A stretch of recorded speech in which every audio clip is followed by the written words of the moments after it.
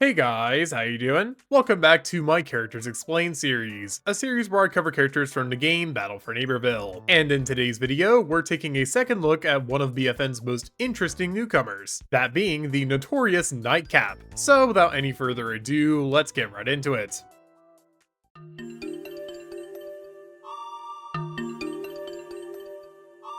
So before we really get into things here, just want to real quick remind you guys that this is a remake video. I don't think I did Nightcap justice the first time around, so we're running through her kit once again. So with that being said, keep this all in mind if you've heard my thoughts on Nightcap before, even if they're a little bit different now. Anyways, to start, her background is rather interesting, and it's not because she's been in a franchise for a long time or anything, it's because she wasn't a she initially. Yeah, so Nightcap actually started out as a hero in PVZ Heroes, and in that game, Nightcap is a guy. Now, I don't play Heroes, so I can't give you any info on how good he is in that game or anything, but regardless, it's interesting to see that the Heroes and BFN renditions of this character are practically completely different plants. Oh, and also Nightcap was in PVZ 3 and is eventually going to be making her way into PVZ 2, but that's frankly just not all that different from how she works in BFN, so I'm not really going to get into either iteration here. So, since we don't have much more to cover here, let's move on to her basic stats. Nightcap has 75 HP, which makes her one of the weakest characters in the game HP wise, but her primary, the Spore Strike, makes up for this. It deals a flat 18 damage on any target it hits. She has 20 ammo, and the rate of fire for this primary is a very clean 200. One more thing about this primary before we move on is that it actually has a unique piercing property. This means that it can pierce through multiple enemies if they're lined up, which is pretty useful. On top of this, Nightcap is also capable of double jumping.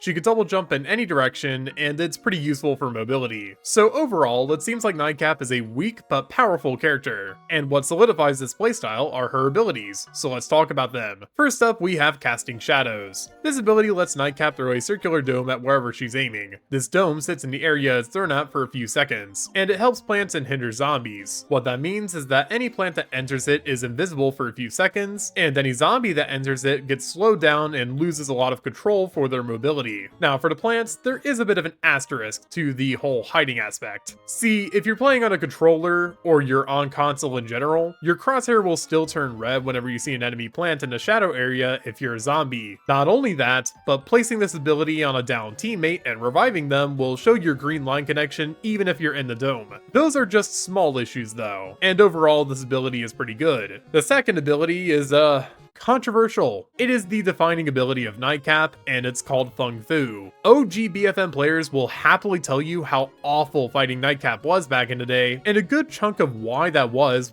this ability. So Fung Fu is basically a pick ability. When you activate it, Nightcap reduces all damage taken, and will teleport constantly in a small radius, dealing massive damage to whatever and whoever is in the circle of the ability. And when I say massive damage, I do mean it. We're talking enough damage to kill an all-star. Now, to make up for this blatantly ridiculous damage, Nightcap briefly freezes up when she's done using the abilities, so in a way, this ability is basically a mini burrow, only it can hit more than one enemy. This sucks to fight. We're just gonna move on for now because there truly is more to this character than Fung Fu, I promise. And on that topic, her final ability is Shadow Sneak, which temporarily makes her mostly invisible as well as giving her a speed buff. This ability comes in a pack of 2, so you can use it more than once if needed. Oh, and about the mostly invisible aspect, clouds behind her feet and double jump can be seen just a little bit, so keep that in mind if you're trying to be sneaky. Overall, this ability is also pretty good. So Nightcap has a pretty balanced kit, all things considered. Her primary weapon and Fung Fu are both pretty strong, but her health and headshot hitbox balance things out quite a bit. But what about her upgrades? How much stronger can she get? Well, let's find out.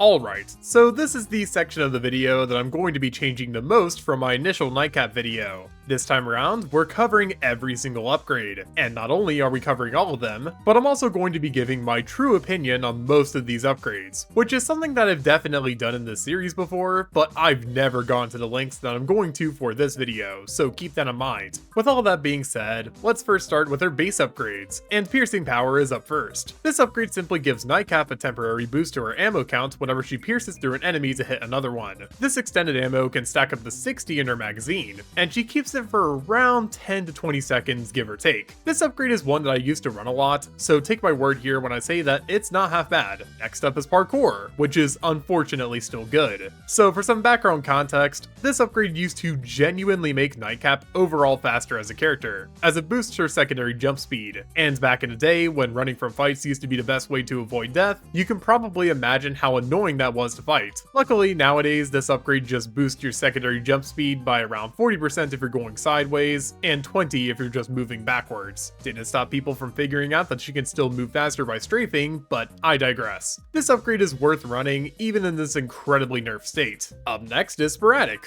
which is honestly not half bad. This upgrade increases the velocity of Spore Strike, Nightcap's primary. And while it is as good as it sounds, I don't personally think this upgrade is worth running. That is, unless you really want consistency in your mid to long range encounters. And even then, you're playing Nightcap. So you're not exactly at your ideal range to begin with. But that's just how I feel about this upgrade in particular, so take my opinion with a grain of salt on this one. Finally, for her base upgrades is Clear Coating, and this one is good. Really good. What it does is easy to understand. Nightcap takes 50% less damage whenever she uses Shadow Sneak. It looks very simple, but what's not simple about it is how tanky this actually makes her. Here, let's use some simple examples, like stuff that would have killed her before. Fully charged Bow Blast? Nope. Impunt? Nope. A full charge from Brainium?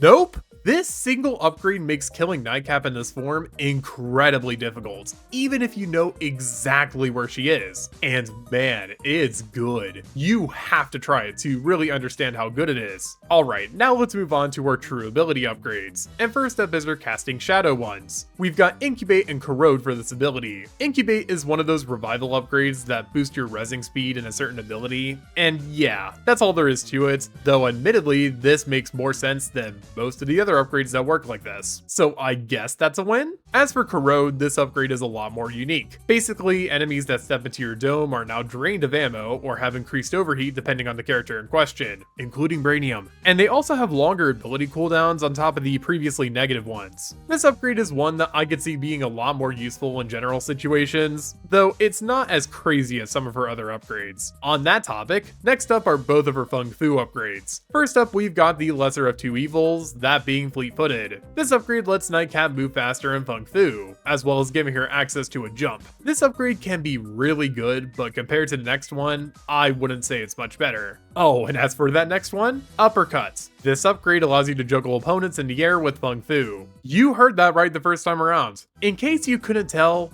this is just annoying. You can't really escape it unless you have some type of mobility, and even then, it's a little hard to try when you're constantly getting juggled in the air. This upgrade is good, and that's all I want to say about it without getting mad. Finally, we're at her two Shadow Sneak upgrades. First up is Shadow Tribute, which gives Nightcap a Shadow Sneak charge every time she gets an elimination. And before you ask, yes, this does apply to every enemy, whether it's an actual player or just AI. This is really good. And honestly, I'm not surprised to see this one being ran often. It's basically a get out of jail free card for Nightcap if she can secure an elimination. And as for the other upgrade, this one is a bit harder to give an opinion on. Whenever you activate Shadow Sneak, Shadow Sling teleports Nightcap a few meters in the direction she's moving in. It's not bad, but it's not exactly the most reliable upgrade either. Maybe it's just me not getting used to it, but man, this teleport is weird. I don't like this upgrade, but if you do, then more power to you. So that's all of Nightcap's upgrades. Overall, she's got some pretty strong picks here. And while she does have some niche upgrades as well, I think we've got enough variety here to make some example builds for her. So let's do that next. First up is my personal build, with Parkour, Clear Coating, and Refreshing Revive. Parkour and Clear Coating work really well together, as I don't take as much damage as I would normally, and I can move slightly faster in Shadow Sneak by strafing. So it allows me to get out of pretty tough situations whenever I need to. Overall, I like this build, and I'm absolutely not biased by this in the slightest. Next up is a Feng Fu build, using Fleet-footed, Uppercut, and Rough Patch. Not much to say about this one, as the upgrades here explain themselves. Use this build if you want to ruin some people's days. Finally, we have a Piercing build, using Sporadic, Piercing Power, and Combo. combo. This build is for those of you who don't want to deal with those turf campers. And look, I get it, okay? Honestly, I would do the same thing. So overall, what are my final thoughts on Nightcap? Well, I think she's pretty good. I mean, she's definitely a bit of a pick class in this game, but that doesn't mean she's bad in the slightest. She could be a little frustrating to play initially, don't get me wrong, but I still think she's at least worth trying for those of you who have not played her yet. You might find yourself a new main. So with that conclusion, I'm going to be ending this video here. Thank you all so much for watching until the end, I really do appreciate it. This video was actually the last time I'm showing the Discord booster text at the end of one of these videos, so if you yourself want to be on these outro cards, then you can support the channel by becoming a member. Oh yeah, that's pretty sweet. I have a whole channel update video and announcement video planned on all of this that's going up soon, so check there for more details if you're interested. Anyways, if you guys are new around here and you like what you see, then subscribe. It helps me out a ton, and I plan on releasing a lot of good content in the future. As for me, I'm gonna get back to annoying people with Fung Fu, so I'll see you guys in my next video. Peace.